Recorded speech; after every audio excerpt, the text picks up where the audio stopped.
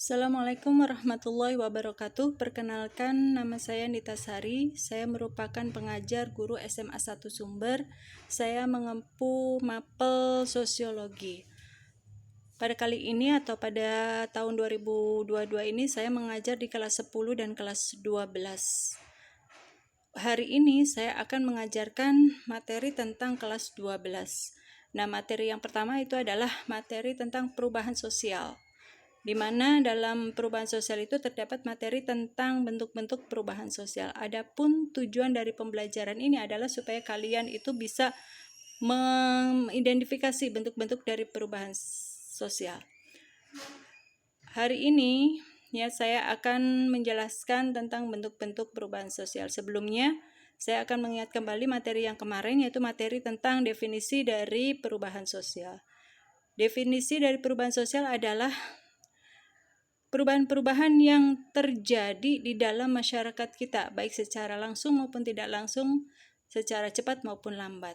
Secara sederhananya bahwa perubahan sosial ini diikuti atau dilakukan oleh semua individu yang ada di dalam masyarakat kita. Semua individu itu akan mengalami suatu perubahan dan perubahan. Nah, sekarang kita akan bahas tentang bentuk-bentuk dari perubahan sosial.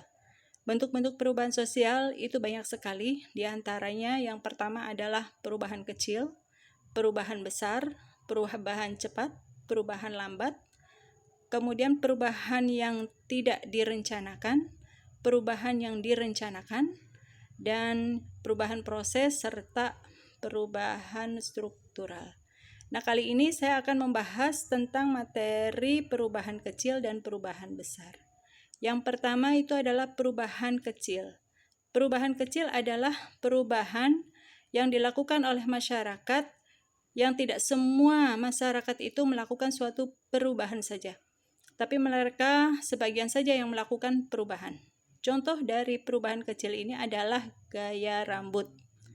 Tidak semua masyarakat kita mengalami atau mengikuti gaya rambut model sekarang atau tren sekarang yang lagi viral. Seperti misalkan model rambut cepak.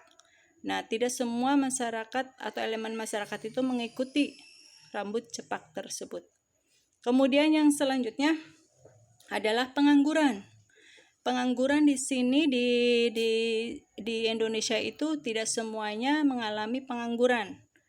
Hanya sebagian saja yang melakukan atau mengalami pengangguran diakibatkan bisa karena adanya pandemi yang pernah terjadi 2 tahun yang lalu. Jadi perubahan kecil itu adalah perubahan yang tidak semuanya orang melakukan perubahan, atau sebagian saja mereka melakukan perubahan. Yang kedua adalah perubahan besar, yaitu perubahan yang terjadi karena atau terjadi di semua lapisan masyarakat, atau semua masyarakat itu mendapatkan dampak dari perubahan sosial itu sendiri. Ya, artinya bahwa perubahan besar yaitu bahwa perubahan itu terjadi karena semua masyarakat itu mengalami suatu perubahan. Adapun contoh dari perubahan besar itu adalah pemilihan presiden. Pemilihan presiden itu akan melakukan atau akan mengalami suatu perubahan sosial secara besar-besaran.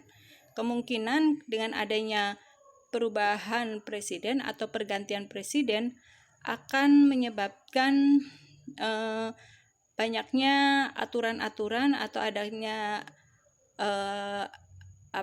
kebijakan-kebijakan yang dikeluarkan oleh pemerintah, dan pemerintah nantinya akan mensosialisasikan dan masyarakat akan mengikuti dari kebijakan atau mengikuti kebijakan dari pemerintah baru tersebut.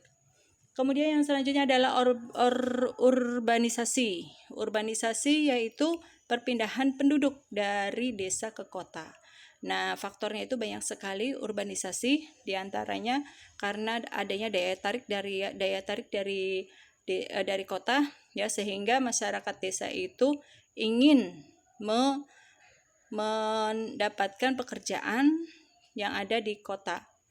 Karena salah satu dari urbanisasi itu biasanya berkaitan dengan UMR, gaji yang lebih besar dibandingkan dengan gaji atau upah yang ada di daerahnya.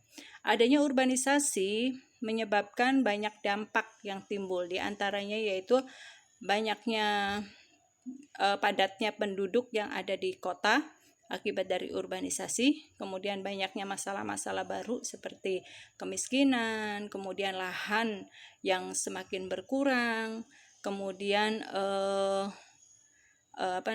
fasilitas semakin banyak, banyaknya kemacetan dan lain sebagainya. Nah, untuk hari ini mungkin itu aja yang saya sampaikan. Kurang lebihnya saya mohon maaf. Saya ucapkan terima kasih. Assalamualaikum warahmatullahi wabarakatuh.